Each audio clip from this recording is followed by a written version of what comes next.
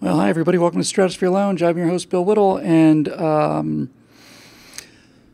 managed to launch the show pretty much almost on time and with no technical errors. So we're just going to back up and start again from the beginning, see if we can get this wrong the way we normally do. Actually, turned out I had an interview. I just got off the phone with an interview with Wayne Allen Root, and so I had to get everything set up before I got there. So actually, it's probably not a bad idea.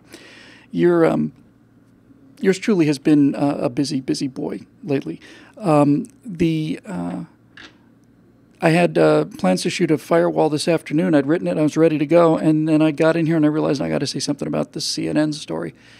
So I did. And so we shot two of them. And I've got the first one. I mean, we shot it like 2-3 hours ago. It's already laid out. And pictures pretty much cut. And I'm going to see if I can get that. I'm not going to get it finished tonight, but I need to get it out there tomorrow while this story's still hot, because it is, it's just compelling evidence. James O'Keefe is a guy I am proud to know, and I think he's a true patriot. I think he's extremely brave, and I think he's very, very, very important.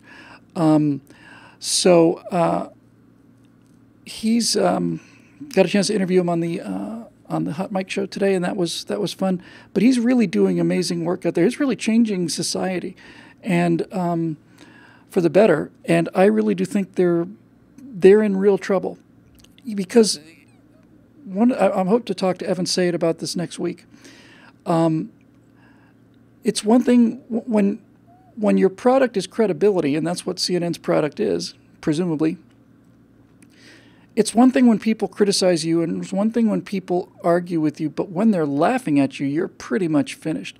My understanding was, as soon as the Van Jones video came out, that there were memes on the internet with nothing burger memes, like something in it. Yesterday I saw a hashtag for Twitter that says things more reliable than CNN. And if people are laughing, if you get to the point where you say CNN has journalistic integrity and people just burst out laughing, then you're pretty much done. If you're CNN. And CNN, of course, can't, they don't, it's not even a question of they're not smart enough to back away or to stop digging. They just don't know how. They're literally compelled to do it. I haven't seen the questions for tonight. I'm going to have to do 3 again. So let me just see. I'm sure something will be about CNN. So let me have a look at those, because I really do need to get back to this. And I hate to make it another short show, but I'd rather do a short show than no show at all. And a short show for me is usually an hour at least, I would say. So let's see what we have here. Okay, looks like top of the list is our friend Cheryl Toomey, who says, let's see, I'll open this up some. Hey, Bill, even though I was the second highest rated question last week, it got caught in the Facebook quagmire and was never seen. Giving it another shot. Hope springs eternal. Okay. The death of Otto Warmbier has filled me with a powerless rage. I simply cannot get my mind around the sheer inhuman barbarism that the North Korean government exhibited in this situation. My question, Bill, if it makes it to the top 3, and it did, how much do you think the inactivity of the Obama administration contributed to this young man's death, and shouldn't we retaliate in any way?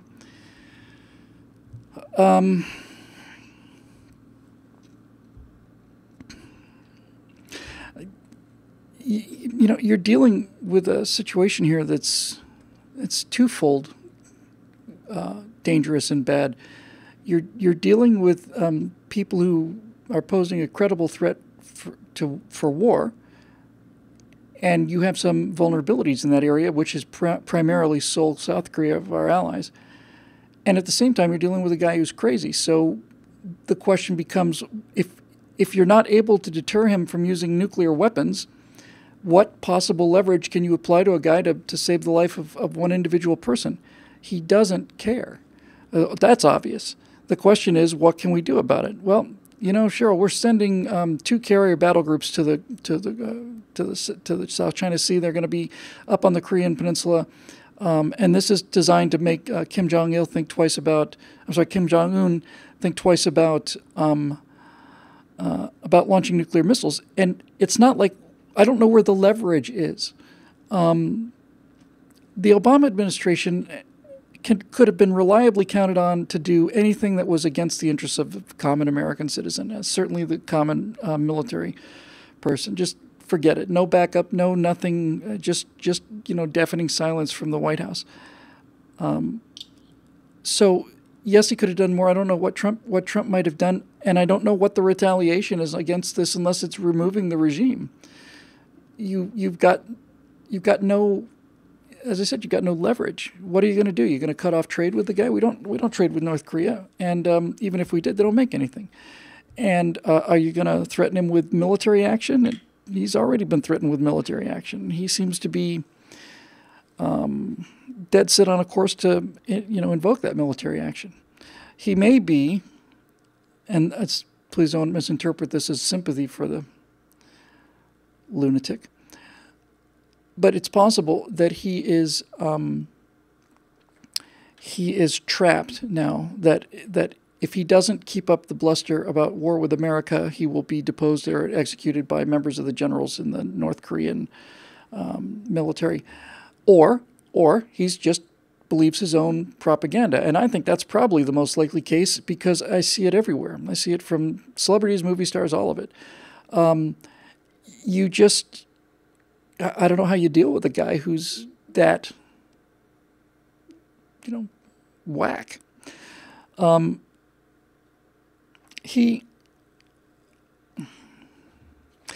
really don't know if there's a whole lot more to say about it than that, to be honest with you.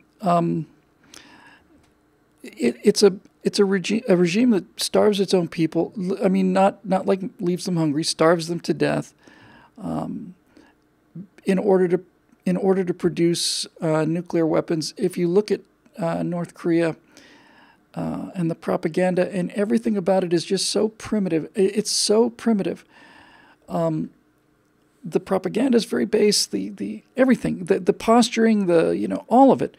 There's a TV channel out there, internet channel called Vice, and needless to say, I have some real problems with Vice in a lot of their stories. But before they started getting some airtime on terrestrial television stations, I watched some of their travel things, and two of them are just must-sees. One of them is a reporter from Vice goes to Liberia, which is just enough to make your hair curl.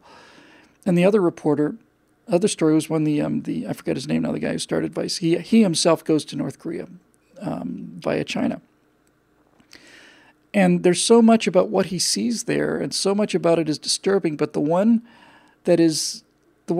story that I thought was the most compelling, and which he had video for, was this. The North Koreans pick him up. Right? They have to stay in this hotel, obviously. And by the way, that Pyramid Hotel in the center of Pyongyang, which sat vacant for, 20 years, and they finally finished it just out of sheer embarrassment. That cost the lives of a lot of workers and families because that money went into that thing. And that pyramidal hotel structure in downtown Pyongyang is, in fact, the ugliest building ever created. It's the ugliest building ever made. And anyway, so this guy who's the Vice guy is in the hotel, and they've got their handlers, and there's translators and all the rest. So they get in a bus, and the North Koreans drive these party of maybe four or five tourists, something like 4 hours, 5 hours, in a bus over terrible roads in order to go and see this dam. Because apparently it's a rather large dam, and they're going to take these Westerners 5 hours to show them something, that's constructed. But that's not the part that's interesting. The part that's interesting is, I can't remember if it was on the way there or on the way back, but as they're riding in the bus, after several hours on the bus, the North Korean handler said, is anybody hungry? And a lot of people said yes. He said, all right, why don't we just pull over the next place we find? Essentially, that's what he said. We'll just stop at the next restaurant we come to, and we'll get a bite to eat. So sure enough, up comes a restaurant, and the bus pulls in, and the Americans and the other Westerners get out and go inside this hotel, and the dining room looks like a badly made convention hall in America, but it's just one gigantic open room with essentially no lighting, no decor, nothing, just a bunch of tables in a big open room and a big mural on the back. And the part that was so interesting was that the table placements were set for 5 or 7 or however many people were in the group. In other words, this restaurant was prepared to serve precisely the numbers of Westerners on that bus. So that in itself tells you something really kind of appalling about that. But sometimes you get in these big political arguments and all this other stuff, and sometimes it's something very simple, very simple.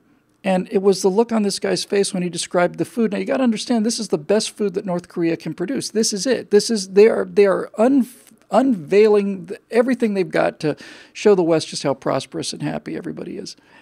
And he's talking about having to eat this food, this some kind of meat or something. And he said,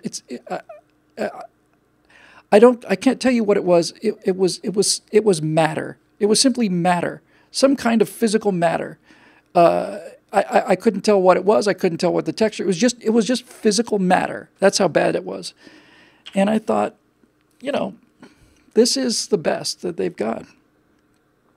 And once again, you come back to the same old tragic thought, right? Why is their situation so appalling? When just across the border, actual genuine relatives in many cases, brothers and sisters and aunts and uncles and so on, are one of the most thriving economies in the world and have the highest speed internet and a tremendous buying power and so on. The respect of the world, and South Korea certainly earned it through a lot of hard work. Why? It's because of an idea, and this idea will not go away. And it's the same thing with Cuba. And Kim Jong-un and Kim Jong-il and Kim Il-sung, all of them, had enormous personal fortunes, had multiple, gold-plated limousines and all the marshmallows that little fat murderer can possibly want. And like Fidel Castro, who had, $800 million when he died in his personal bank account. This con game continues to go on. It's a sucker game, and there's 100 million suckers born every year, apparently. It's all about this idea. And this actually just occurred to me. But really, when you get right down to it, when you really think about what actually happens, is you have a communist takeover in North Korea, and you have just rank poverty. You have a communist takeover in Cuba, rank poverty, political oppression, people in camps, people, thin, driving 56 Studebakers and stuff because they couldn't get parts for anything else and so on. And you do the same thing in Russia, and you do the same thing in China, you do the same thing everywhere, and it's nothing but catastrophe. And you would think that this would be enough to get people to stop wanting to do it. And then I just realized, it's not an economic system. It's not supposed to work. It's not. Socialism is the fig leaf that tyrants use in order to take power.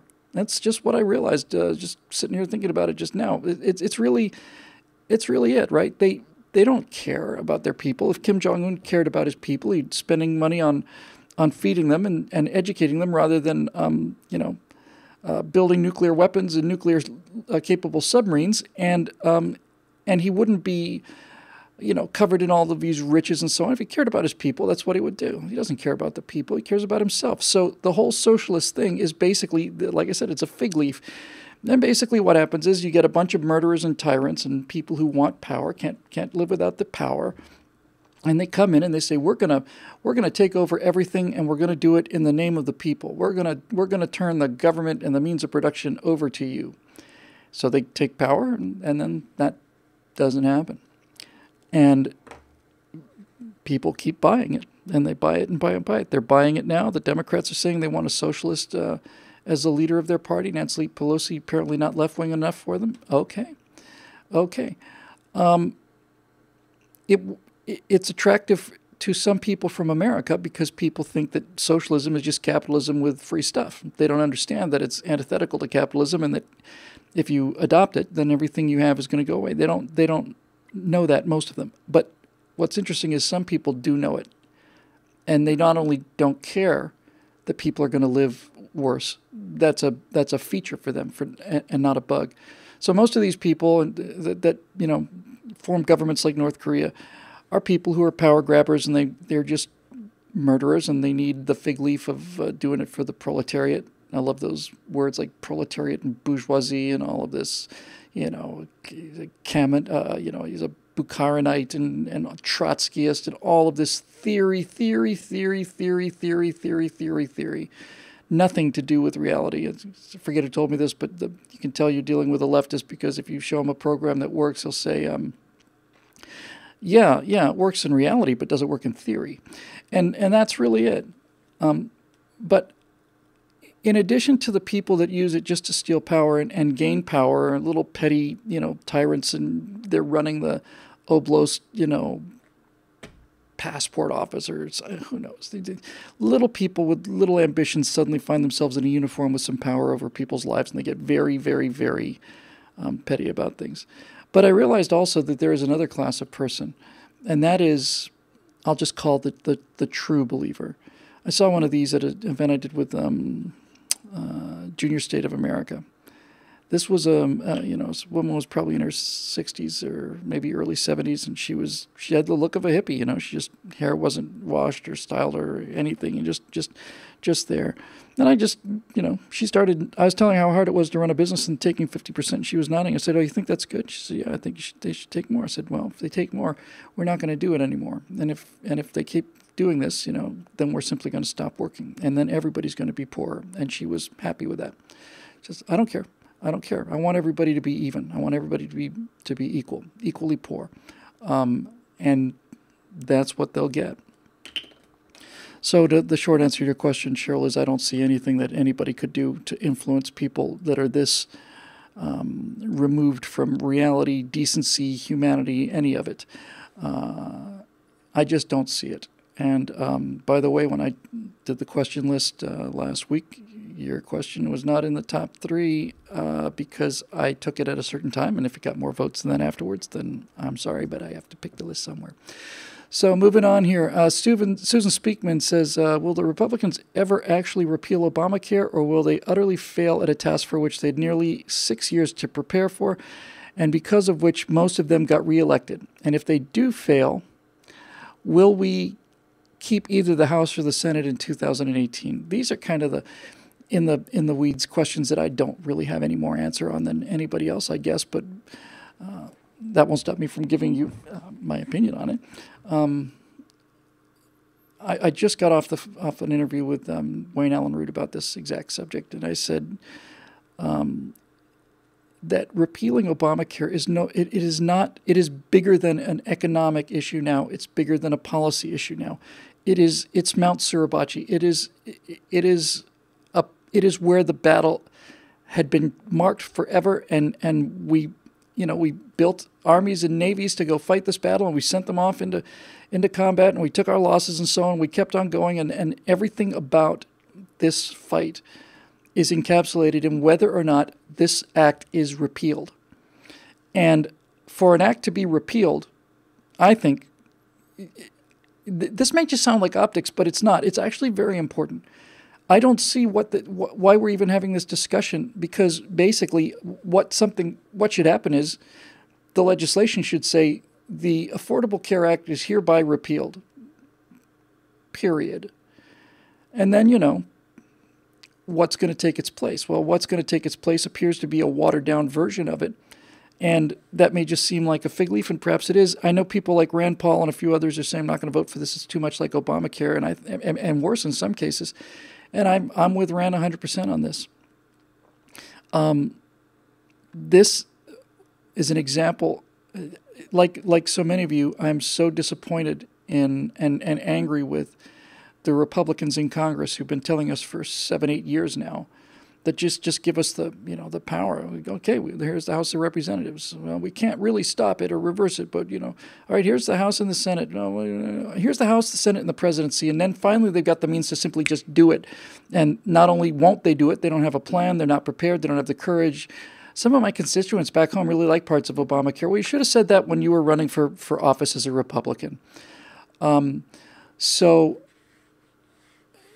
here's the thing. I think I've made this analogy before. When you've got so much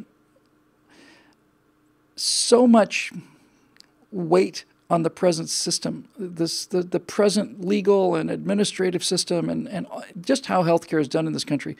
There's just so much weight on top of it. You can't simply say, all right, we're going to leave that and we're going to go somewhere else. I think I've said it's like if you have a bunch of people living in a tenement building and you want to put them in individual houses and private property and teach them how to take care of the place and all the rest of it, that's a noble goal and a long-term goal, because you cannot begin this process by burning down the tenement while there are people still in it. You just can't do it. Even if you were in a place which I would find morally repugnant, if you were even in that place, it just wouldn't work practically. People's lives would be dependent on it. They'd fight tooth and nail. So my question is, why don't we say we're going to repeal this, repeal it in name officially, throw in this, whatever this stopgap measure is, but also say, here is a provision for people who want to use the free market system. And I know that sounds very naive and very simplistic, but that's what I would do. I would set up a parallel track. So basically what I would be saying is, for those of you who are covered by Obamacare now and all of the claims that the Democrats are making about how 24 million people are going to be put on the edge of a cliff and just pushed into the sea by Dick Cheney smoking a cigar with a Arctic fox stole around his neck. For those of you who are worried about that, this bill will maintain those safety nets as we know it today, temporarily. That's the compromise you have to do to get people out of this tenement and into the new building. But however, we are hereby announcing that that we're no longer going to restrict insurance companies to having to stay within a state. We're gonna basically encourage all kinds of independent work. We'll give tax breaks to doctors who want to do it. We're just going to basically start the free market alternative and run it parallel to the existing healthcare catastrophe, and just let it do its job. Just give it. You don't even have to start it. You just have to get out of its way. Just get out of its way. Change the law so that if you want to do something where you set up your own little cooperative healthcare fund, and you've got kind of this concierge medicine where you've got a doctor and there's 200 families and everybody's pitching in $100 a month, whatever. Just make it legal and give some examples and get out of people's way. Because if you can start a parallel system based on free market, then it will clean the clock of the state-sponsored one, even if it's your state-sponsored one, especially if it's your state-sponsored one. So that's where I would go with that, Susan. And again, it just looks so watered down and so, so this is Washington, right? You ask for a 10 and they say, give me a 10, and you give them a 10 and they do 2, or 3, and we're supposed to be grateful for it. This is more evidence, as if you needed more evidence, that the federal government is simply too big. It's too big. It can't function under any kind of a plan. It's too large. When $100 billion is a rounding error, when $60,000 million just disappears and nobody knows where it went, that is too big. And the first thing that you'd have to do, I think, is get it out of the government, the federal government, get it to the states, work it down to the individuals and neighborhoods and private people and all the rest, but we all know how that goes. So anyway, that's that. And looks like Dave Olson's number 3, and he says, with all due respect, you and James O'Keefe, peace be upon him, had it flat wrong on our NRA segment today. You, the new media, and Project Veritas aren't the new Goliaths. You are, to borrow a phrase from blogfather Glenn Reynolds himself, an army of Davids. Thank you, Dave, for that self-centered reference to your first name, which I'm sure drove the question in the first place, and you should be very, very ashamed of yourself. James O'Keefe was talking about fighting Goliath on the Hot Mike show today. Hot Mike couldn't be here today because there's a what is it? It's the people who run the salon, the hairstylists, manicurists, and tanning salon owners are on strike, and employees are on strike, and Hot Mike is out working the picket lines, so he'll be back tomorrow.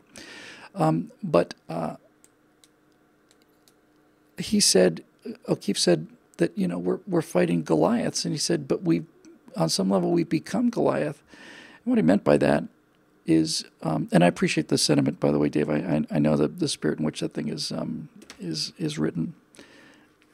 But he said that, that what he's doing is the new Goliath. I agree. I don't think that's quite appropriate. He's the sharp rock, right? I mean, he's a sharp rock in a sling. But the fact is that time is on our side in this one. In so many other places, it's not. But in this one, it is. It's hard to talk about this without rehashing all of this stuff, but we are at an extremely unique point in history, and I don't mean just in the history of civilization or anything like that.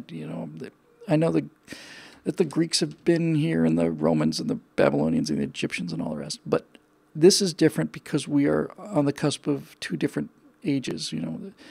It's agricultural age 7,000 years ago, and something like 300 years ago the industrial era began, and 50, 60 years ago the information age began. So we still have one foot in each world, and because of that, we have difficulty seeing where things are going. So in other words, certainly legacy media like CNN, terrestrial-based television network, once was the absolute weapon of choice because there were very few TV networks, and in fact, if you go back a little further than CNN, ABC News, NBC News, and CBS News. That's it. Everything, everybody in the country came from those three places, and there were, for a while there, almost all of it was from Walter Cronkite, one man who was an internationalist, by the way, and one world order guy who wanted America to basically become a postal address. But so CNN and the rest of them still have that kind of residual power left over from an industrial era economy where everything is centralized and everything is vertical, where three networks basically captured every single eyeball in America every single day and every night. And things are just not like that anymore. Even looking at little things like films, for example, as opposed to big cultural trends. I was walking past this theater right near the gym where I go for a walk before I get in there and do my puny working out. And I walked past these movies, and it wasn't exactly an art house, but it was a smaller kind of theater. So there was, a couple of films, or Guardians of the Galaxy, but there were also a lot of films that you'd never seen or heard before. And I realized, I don't know how it's not even I don't know how you get a movie made today in terms of making its money back, but I don't even know if it matters anymore. It's not going to matter for much longer. What I mean by that is, in order for a movie to have any kind of real meaning, to be worth the fact that they cost millions of dollars, you got to connect to an audience. You got to connect to people in a way that they understand and respond to emotionally. And in order to do that, your audience has to have some kind of homogeneity. Not that there's anything wrong with that. What I mean by that is, if you're going to make a movie about just about anything, you work under the assumption that your audience is going to get all the references that you make, that the audience, that what you consider to be good qualities for the protagonist, they do as well, and all the rest of this stuff. And I've come to realize that these days are over, that our culture is becoming very fractured, and I don't know if it's a good or a bad thing. It's probably both. It worries me a little bit, but it's supposed to worry me. It's really new, and you got to either surf it or drown under it. So what I'm getting at is, when you had three networks, look, people of a certain age, we have a common language, common cultural language, and if you grew up in the 60s and 70s, as I did, then you speak that language, and probably true through the 90s and maybe even into the first decade of the 21st century. And what I mean by that is, we all watched Gilligan's Island. We all know what Gilligan's Island is. We all know what the Brady Bunch is. We know what it is. We know what Hee Haw is. We just, all of us know. We know what Friends is and Cheers and all the rest, because huge numbers of us sat around every night and shared this experience. And one of the experiences that we shared was listening to the evening news at 6 o'clock. Whereas Evan Sayet says, the people that don't do things report on the people that do things to other people that were busy doing things when the news people weren't doing anything. So everything is getting fractured, and fractured isn't. It was fractured. Now it's shattered. We go from 3 stations to maybe 20 or 30 on a cable box, and now there's hundreds and more. I haven't watched television as television. I'm not going to say I don't have a TV set. I haven't watched television in many, many, many years. What I do now is I watch. I primarily watch 2 things. Three. I watch Apple TV for movies that I want to get, but I'm not watching many of those anymore. I watch things like YouTube because user-generated content really interests me. I think there's 100 million choices, and you know what you're looking for. You can find things that are really interesting to you. I found all kinds of weird things, just really strange and bizarre things that just interest me. And then the final thing I do is I spend some time when I'm actually watching TV on Hulu, because Hulu is basically a giant box where all of our memories are and all of our shared culture is. Hulu is where you go if you want to see the original Star Trek episodes, and it's where you can go to see, all the stuff you grew up on, Voyage to the Bottom of the Sea and all the rest of this. And that language connects all of us. And that doesn't exist anymore. The millennials that are growing up now have a few references that are the same. They might like the same singers. They may, be Taylor Swift fans or so on, and they may like what's the guy's name? Puppy Doll or whatever. The guy's the #1 YouTube guy who's got 100 million subscribers, something like that. So they touch each other, and they can they all know who Lady Gaga is, for example, or whoever else, Rihanna. But what they don't have is they don't have an entire lifetime spent getting the same culture from the same sources and the same people. And that really does bind us together, believe it or not. I remember when I wrote my second essay for Eject, I opened it with, what's that called? I don't remember. Culture, maybe? I don't remember. In any event, I opened it with a story that I'd heard many times. And the story was that a guy was walking down the Champs-Élysées in Paris and just taking in the sights of Paris and kind of, PewDiePie, thank you, Matt. Taking in the sights, and up ahead he saw a group of people, like a reasonably sized crowd of people, and he couldn't see what they were surrounding, but there was a bunch of people in a circle surrounding something. And as he got closer, what he found was that the people were circling and surrounding a guy with a guitar. And the guy with the guitar was singing the ballad of Jed Clampett. He was singing the theme song for the Beverly Hillbillies. And the people that stopped were American tourists, because come and listen to a story about a man named Jed is home. And some people had tears in their eyes. And he went and he did Gilligan's Island theme, and he did Brady Bunch, and he did all of them. And these American tourists are just, some of them are weeping, not out of pride so much, just out of familiarity and relief, I guess, something. Just, Natasha found a Russian goods store yesterday, and she texted me from there with 7 exclamation points. And when I got home, she had all kinds of little things, little biscuits, kind of a certain brand of coffee, a kind of sausage, that kind of thing, and they were all Russian products. And she was on fire happy because this was home to her. It'd be like being, being in some foreign country, and all of a sudden you get to a McDonald's, or you see a Snickers bar or something, or a Coke or whatever. You've been drinking goat's milk, whatever. It takes you right back home because it's part of the shared culture. So all of this to say that the whole idea of Goliaths is going away. CNN is doomed, not as a result of these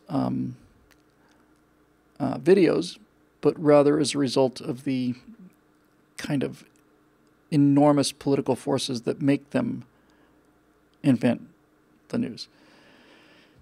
And so here we are with, instead of 3 networks, we've got, 300 maybe, 300 people at least doing some kind of regular political commentary with some significant followers and thousands of millions of people posting their political opinions, and here's how you operate this washing machine and all that stuff.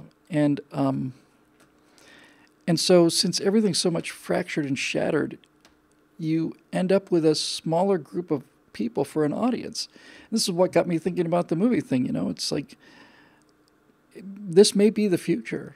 100,000 YouTube followers, which is about what I've got. 130,000 Facebook friends. This may be in the future, pretty much as good as it gets. We're not there yet, but it seems like we're heading that way. And the last thing I'll say about this was, I had a chance to meet somebody I very much, admire very much. I was going to an event, and I was walking through LAX, and I saw Mike Rowe over there, and I know a lot of people responded to the picture I took. I got 20,000 likes from it within 24 hours. I've had enormous respect for Mike, not just for the message, which I think is terrific, the whole you don't need to go to college kind of message, but just because his delivery is so flawlessly accessible. I don't know how you could not like Mike Rowe. And Mike said something that's really nails what I've been talking about. I was telling him how much I loved his The Way I Heard It stories, which is him in his house with a laptop open using what I assume is the embedded camera in a notebook, because it's kind of looking up at him. And he's usually not shaven. He's got his cup of coffee. He sits down and just starts talking and telling a story just like he's talking to you. And one of these things that he did recently got 2 million views, which is a pretty decent number. It's not an insane number, but it's a decent number.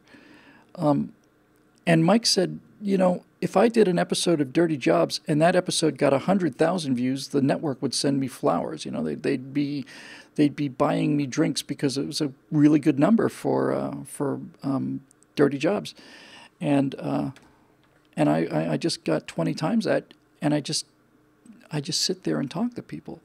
And one of the things that I'm sure I've talked about before is it's actually quite it is I'd love to tell you it isn't, but it's depressing to me.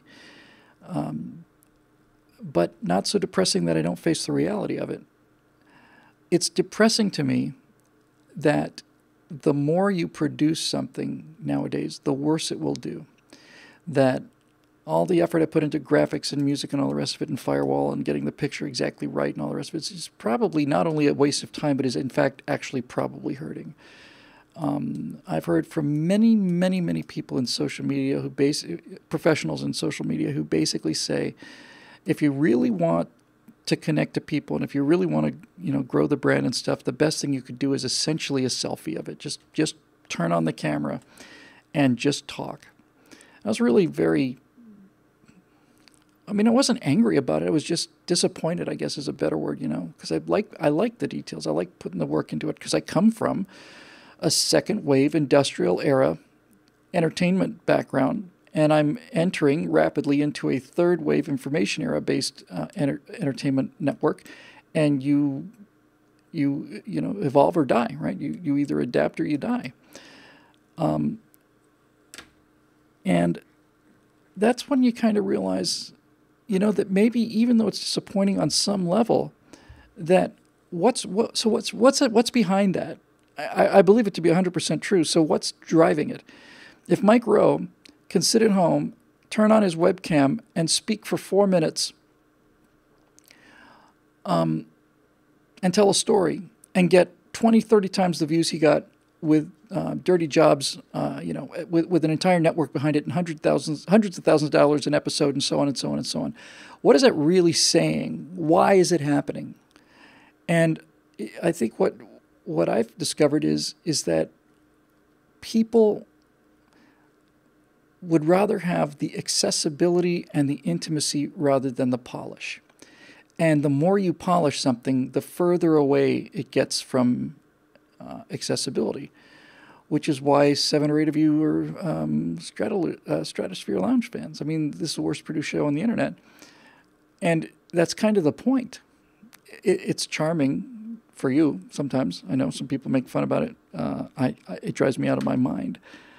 But the fact that me just sitting here talking into this camera right here is completely unproduced. It has a feel where everything is authentic, and that's because it is authentic. This is authentic. I'm not presenting something. I haven't written something out. I haven't edited. I don't know what I'm going to say next, as you probably know well by now if you've been watching the show for a while. Now, nobody knows where it's going to go. I don't know where it's going to go, and the fact that I don't know where it's going to go is kind of the charm of it for me. So it's not really unreasonable for people to say, no, the more you produce the show, the less we like it. And we had a little taste of that when we tried to do the Stratosphere Lounge in front of the Stratosphere Lounge backdrop. I was looking forward to that so much. Get a new camera angle, get a 2-camera shot kind of thing going, a couple chairs, and pretty much universally people said, we don't like it as much. Why? Well, we just don't feel like you're talking to me like you used to. And I do feel like I'm talking to you. It's an odd thing to explain, really.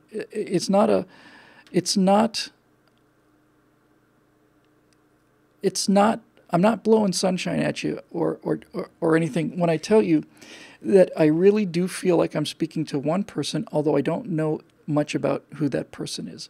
It does not feel like a group speak for me. This is just me talking this is be exactly what I sound like in a bar after a couple beers. You can't shut me up then either. So, so Rich says, we feel like you're seeing the real Bill Whittle. Well, that's because you are seeing the real Bill Whittle. And the guy who does firewalls is obviously me, but it's not as me as this is. When I do a firewall, I just shot 2 of them. The language is more polished. It's generally, hopefully, more on targets, more solid information at my fingertips, and I've got visuals and all the rest of the things that I think help. But actually, they don't help. They really just kind of probably heard it. And we have the Gorn Captain in the background. Thanks, Woody Fool. So this is, I think, where the future is going. Dave, and an army of Davids is what Glenn Reynolds wrote about 10 years ago. He basically called it, well before it happened. He started my career and many others over at Instapundit, and I think he's right. Instead of these gigantic, massive structures being beaten by other massive structures, they're going to be beaten by these tiny, tiny little things. Like the Stratosphere Lounge. You can't imagine the idea that the Stratosphere Lounge could go up against CNN or up against CBS or something. But on a lot of levels, it's more effective, and that's good and bad. So, I still want to do certain things where I get to put some production values into things. Taking forever on this movie. We cannot get these Star Citizen assets imported into an engine that I can use. I really need to do a demo of that very, very much right now. But the reason I'm excited about that is, as I've said before, if I can do these movies inside the game, not only do I reach people I wouldn't have reached before, but my toolbox is just so much more enormously larger. I can use music, and I can use dialogue, and I can act, and I can have antagonists and protagonists and reversals and all the stuff I can never do in something like a Firewall or a Stratosphere Lounge or Right Angle or something like that. I just don't have the tools. I mean, my tools are right now first person speaking, and I try to make that as interesting as I can. But what I could do with a bigger tool set, I like to think I would amaze people with. I really genuinely do. Everybody says, I hear it every day. Don't give up doing this. You're so good at it. It's a very, very kind thing to say, actually. And my response is, well, thank you very much. I really appreciate it. But you ain't seen nothing yet. There's so much that I could do with the bigger toolbox. And I want to. I'm never going to give up doing the firewalls and stuff. It's never going to go away. It never is. There's always going to be something that's going to piss me off enough so that I just get on fire and I just pound it out and launch something that I really like and really feels good about. So that's not ever going to go away. But without trying to sound at all sorry for myself, because I love this life that I live thanks to you guys, and I just love it. I love my studio. I love my home. I love the person I'm with, and I've never been this happy. But it's been getting harder and harder for me to do these firewalls, and more resistance to them. And I just thought, maybe you're getting lazy or whatever. It's like, the honest truth of it is, I'm just bored with it. I've done 300 maybe big videos like firewalls or afterburners, and no less than 5,000 or 6,000 total video segments. And first person talking, I feel like after doing it for 8 years, I feel like I've pretty much done it. And it's part of the artistic personality, I guess, to want to be doing something new. You don't want to get off of something you're very good at, but sometimes you have to. Sometimes you have to, you just have to go off and stop doing what you're very, very good at, because it's essentially automatic, and go learn how to do something else and have the fun and the experience of getting better at it. That's tough. And so somebody who I do not like or respect very much at all, personally, Woody Allen, I can still nevertheless completely sympathize with him when I couldn't before. I didn't understand it. I now completely understand his reaction when people come up to him and say, well, we liked your earlier, funnier stuff much better. Okay. But he's done it. He's done it. He doesn't have to prove it. He doesn't want to be there anymore, and he's moved off somewhere else. Now, I happen to think, despite his personal failings, he's a terrific filmmaker, really, really, really good. And he's doing what he wants to do. And when it comes right down to it, when you're dealing with something like this that's somewhat creative, if you don't like doing what you're doing, you're not going to do it very well, which is why these things are getting harder and harder. It's not like I don't like doing them. It's just that I've done them so much. How many times can I say this stuff? How many times can I bring it around? Now, a few more times, apparently. That's why I went on this gigantic interview live show theme since January. We did Bill Whittle Live. We tried that. We're doing After Hours and so on. Now I got the NRA show. It's different. It's unscripted, so I like it better. But what I'm obsessing on is doing these in-game movies. I'm simply obsessing. And by the way, I know people don't want to talk about it much. If you send in a Star Citizen email, I have not responded to them yet. I haven't read most of them. I'm still trying to get to the place where I can answer them. But this is what I obsess about. This is what makes me happy. What I do with my spare time is I look for ways to see if I can put together a costume that looks realistic enough for under $1,000, and I look at logos for the for the various branches of the government that doesn't exist, and I'm practicing on the space combat. I'm practicing with our friend Matt Lloyd. Last night, Matt and I got into pretty much identical spacecraft, and I showed him the basics of formation flying, and I've never seen anybody fly formation in a video game ever. And he said, we get the basics of this down, then we can get Foghorn in here, and he'll teach us the right language. And I said, you bet he will. So these things are exciting to me, and unfortunately, right now, my income is based on doing the other stuff. So, I don't want to sound like I'm unhappy. I'm not unhappy. I just am straining at the leash because I know there is more I can do. I can be more effective than I am now. I can deliver messages in a way that people wouldn't even know they're getting messages. It would go to people who we've never reached before, who we need to reach. And that's what I really want to do. So I'm trying to find a way to do it. The nice thing about doing the video game movies is because it's almost precisely halfway between where I am and where I want to be. I'm doing political commentary. I want to be doing feature films and doing political films in a little puppet theater is pretty much the halfway point. And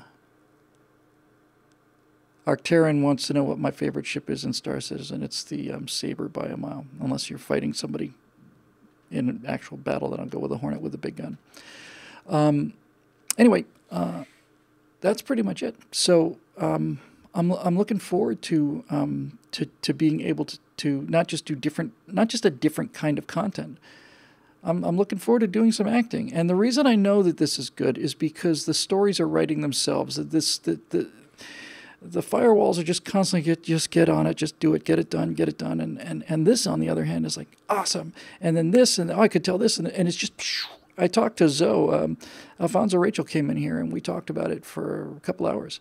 And it's just, I'm just on fire for it because I want to do scenes with Zoe. I want to act in a scene with Alfonso Rachel, and I want to tell stories that way. And I know I've mentioned it many times before, but the perfect example of what I want to do is, look, I do a video like number one with the bullet or the guns thing for the virtual presidency, and I'm making the case for gun ownership and against gun control. And I do it pretty much every day on the Stinchfield Show and frequently on Bill Whittle's Hot Mic and all of this, and it's me talking about it. It's all a head argument. It's all trying to be persuasive and rational and reasonable, and it's all of that stuff. But what I really want to do is I want to have two characters who are sympathetic see a sign on the outside of a bar that says this is a gun-free zone, weapons prohibited, and I want them to walk in there and see people just being gunned down. There's 7 or 8 bodies on the ground there. It's just a massacre, and I want to look at the sign and I want to say, well, I guess they didn't read the sign, because that is much more powerful than anything else I'm doing. It just completely destroys it. It just utterly destroys it. I guess I didn't read the sign. Of course I didn't read the sign. They're murderers. They're pirates. They're whatever they are. They're gangsters. Of course they didn't read the sign. The idea that the sign would save them is ridiculous. And I told Zoe this story. I told him this exact story. I said, I just want to turn to it and say, maybe they didn't read the sign. And Zoe said, well, maybe they did read the sign. What? So maybe they did read the sign and they knew they weren't going to get any trouble here. This was going to be a pushover. And that's when I said, okay, this is what I want to do. I want to do this. So I've got the whole, basic arc played out. I want to bring in, I've done some flight instruction, and I like doing it, and I think I'm pretty good at it. I certainly like doing it. So I want to have the fundamental storyline be, right now the game is limited to 1 planet, and we're waiting daily for the outline that'll let us land on 3 of the moons and basically fly around all over the place.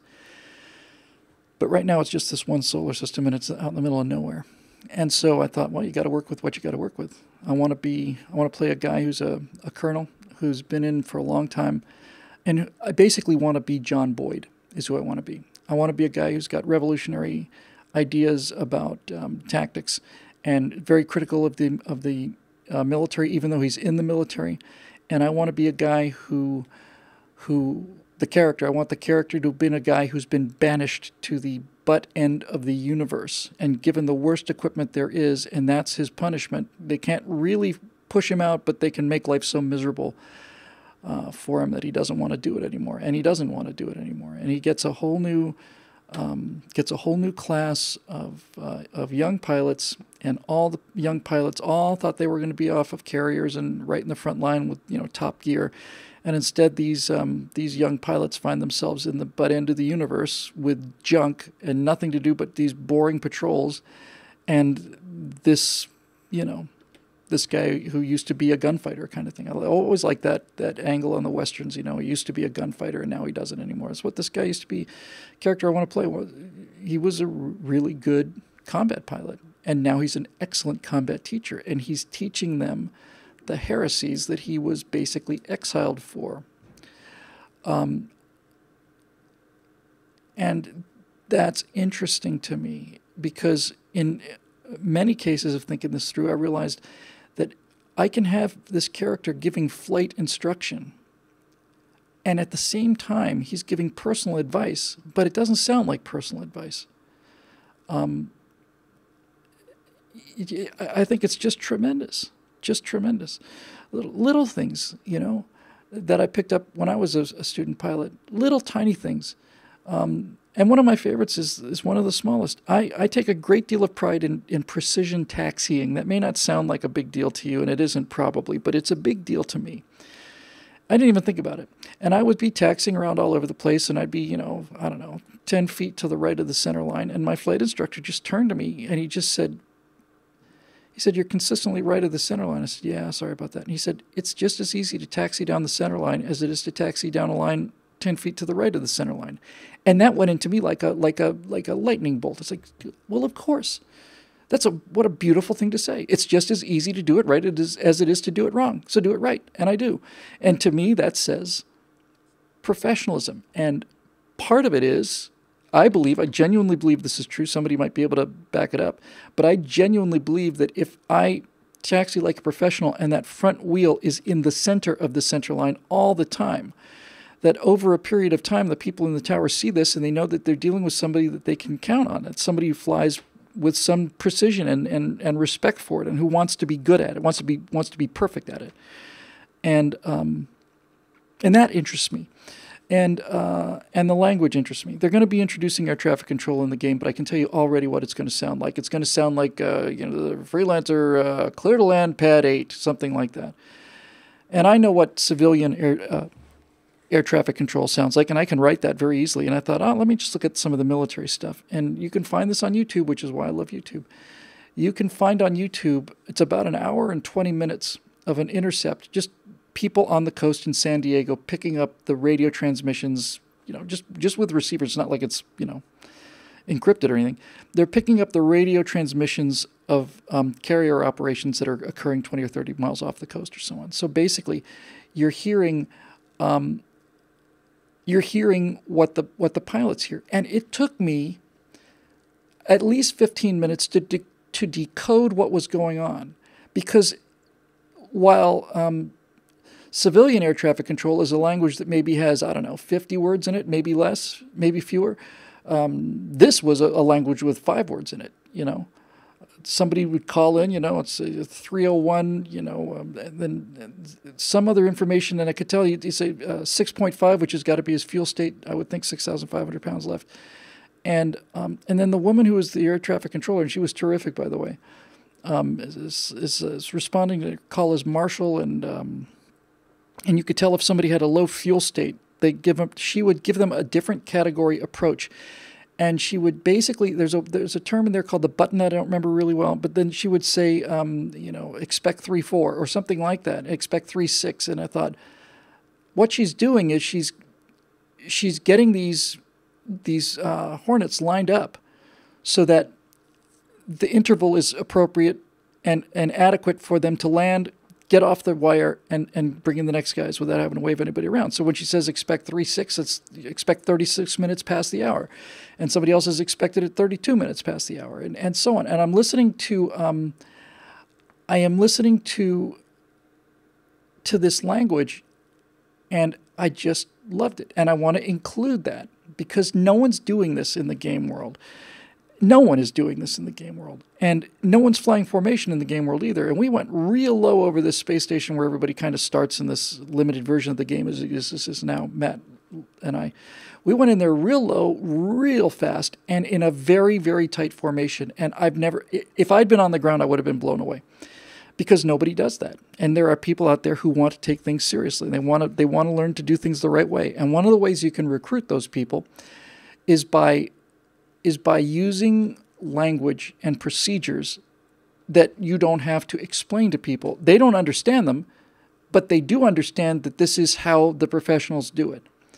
And those are the people I want to really reach. Those are the people I want to recruit. I want to get young people who see something being done the right way and are completely intrigued by it and are ready to do the work and the discipline to get it done right. And those people, I think, are the kind of people we can use as warriors in this culture war.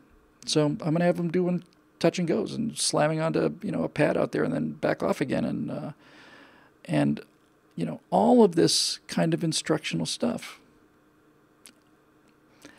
We'll see. But in any event, Foghorn's already offered to give me the lingo. Foghorn, I have to tell you, I feel very bad about not having responded to you yet. But the reason I haven't is because I hold you in such high esteem. I just don't feel like I'm ready for it. I really want to just hang out and talk to you for 2 or 3 hours, because this is what's going to do it. I never thought about it. I never ever thought about it. I've done tens of thousands of hours of computer-based flight sims, and only with this DCS did I ever see people flying in formation. And I've never seen people using actual tactics. I remember, I think I might have mentioned this last week. If I did, you're going to hear it again. I want to have a scene where I'm in this computer world, and I'm going to overdub the heads probably. And this guy's going to get up to the front of the room, and these young pilots are going to be pissed off because they know this is not where the action is. They feel like they're being wasted and they're being shuttled off into the middle of nowhere. And I want this guy to basically start his briefing and have a picture of a guy in World War II, khakis, and say, this is the man that's going to save your life. And he lived 1,000 years ago. This thing's set like 1,000 years in the future. And he's going to say, this man's name is John Thatch. And John Thatch is going to save your life because the stuff we've got out there tonight is junk. And the people we're going out against are not only better equipped than they are, they're better trained and they're better pilots than we are. And that's why we're getting beaten. And this 1,000-year-old genius is going to save your life and probably mine as well. And here's how we're going to do it. And then just show him the thatch weave.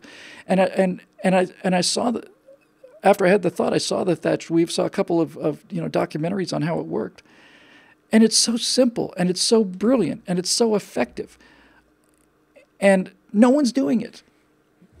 They're doing it for real in the real world, but no one's bringing that into the game world. The game world is where you reach people, primarily younger people, primarily bright younger people. These are exactly the people we need to get on our team. And losing them to socialism is a catastrophe. So we do something with precision flying and precision language that they don't understand, but that they do understand is in fact what real pilots sound like if they're really, really doing it. And then you basically, that's your hook. Yeah, we do it for real. We do it for real because we do it for real in the real world. I'm a real world pilot. One of the guys in charge of our Air Force is an actual retired F-16 pilot. And we've got our tactics are done by a guy who's an actual current Navy SEAL. And I think that's interesting. And I think it's going to work. So I got to keep knocking out the firewalls and make this transition. And yeah, I would sit with a mountain of work to do. Don't get me wrong, a mountain of work to do. I would sit sometimes for 4 hours, 5 hours in front of this big old monitor here, and I'm on Shutterstock, and I'm just looking for logos because I want, what are the ground troops? What's their patch going to be like? What are they going to look like? What is the tourism thing going to look like? What's the shipping branch going to look like? I just can't get enough of it. I can't get enough of it, and I'm right open. So right now I'm just trying to get it done, but the problem is I cannot get the assets into a game yet. I don't have the tool. I know how to use the puppet theater, but I can't get one. And I'm trying using freelancers, but it's a little more difficult than I thought. So yeah. By the way, there's a running joke I want to use in this thing. And once you realize this, you kind of have to be a computer gamer to get it. But this is a line I want to use, and I want to use it repeatedly because I think it's really funny and it's interesting. If you look at these levels, if you look at the space station that you start out, or you look at the bars, you look at the starports, you look at everything, the hangars, and they're these gigantic metal prefabricated structures, and they're very, very dark, and they're dark for effect. And I want my character to basically walk into one of these rooms and basically say, God damn it, we've had nuclear power for 1,000 years. Why is it so dark in here? Can we turn some lights on, please? And they turn on some lights. And it's just like, yeah, why is everything so dark in here? Why?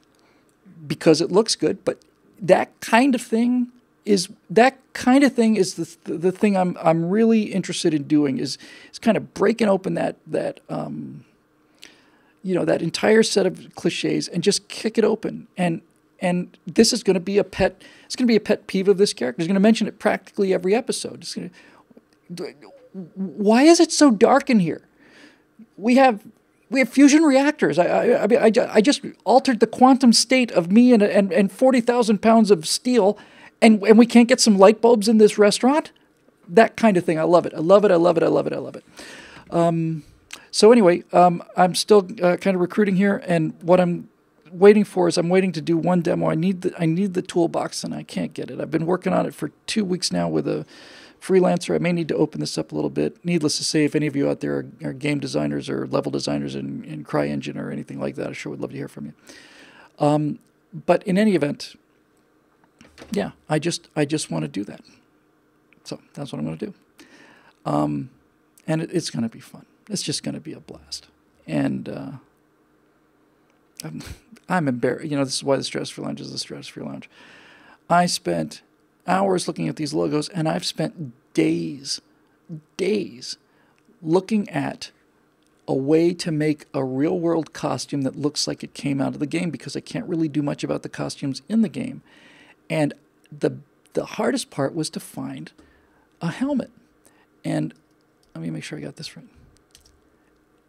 And I looked at some advanced motorcycle helmets, and some of these motorcycle helmets look really, really cool, but they still a little jutty at the jaw, and the visor's a little bit small. In Star Citizen, the visor covers the entire face. And then I found two things. Where, let's see if I can find it. It's worth the wait. Yeah, okay, so I'll just drop this in. So this is just a motorcycle helmet, one of many, and by no means the most futuristic one in terms of what I'm looking for. But this is like here comes a motorcycle helmet. You just go out and buy it. And here's another one, I think. Yep. And let me get the sound on this. So I'm looking at helmets, and I'm looking at motorcycle helmets, and first of all, I tried to buy a prop space helmet. I couldn't find one.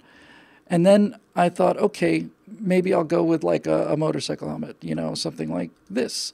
And something like this is a good deal closer to what's actually in the game, because it's got a big visor. And I had just about given up, and then I started looking for other things, and I saw some paintball face masks that looked exactly right, and then I saw some welding bubble face masks that I thought were, hang on, it's not terrific. Yeah. This is a gas mask for, or a respirator, I should say. This is a respirator for painting. And I think it might also provide some actual gas mask protection here. But this is what I'm looking for.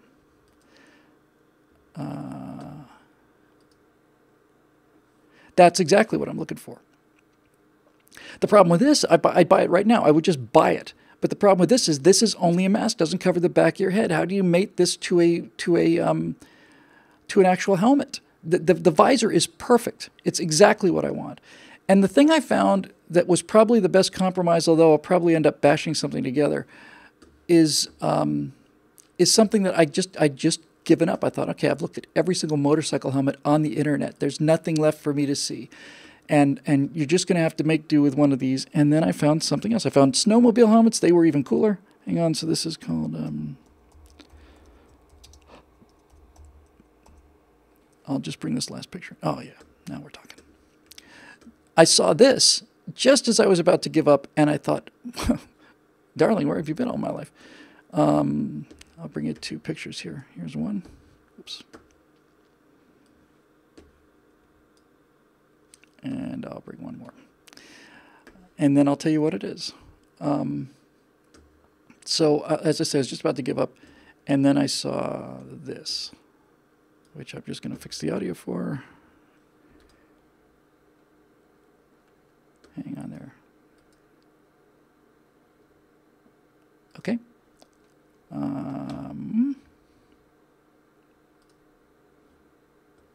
Yeah, look at this. That's really cool. I got another angle here somewhere. Here we go, and this will be the last of them.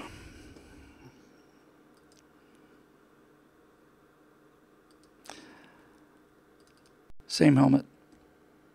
I thought, my God, you know, somebody's gone and built the exact prop that I want.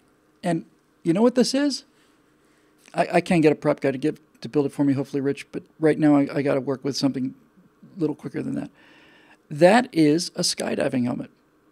And it's very, very close. You look at the way the suits are built, they're made out of something that looks like rubber. A wetsuit is very close. So I'm ready to go, man. I am ready to go. And we'll see. But in any event, you can expect a new firewall hopefully tomorrow, certainly by the next day, and then another one probably 10 days after that. I've got two of them in the can. And that's enough to get me going, I guess.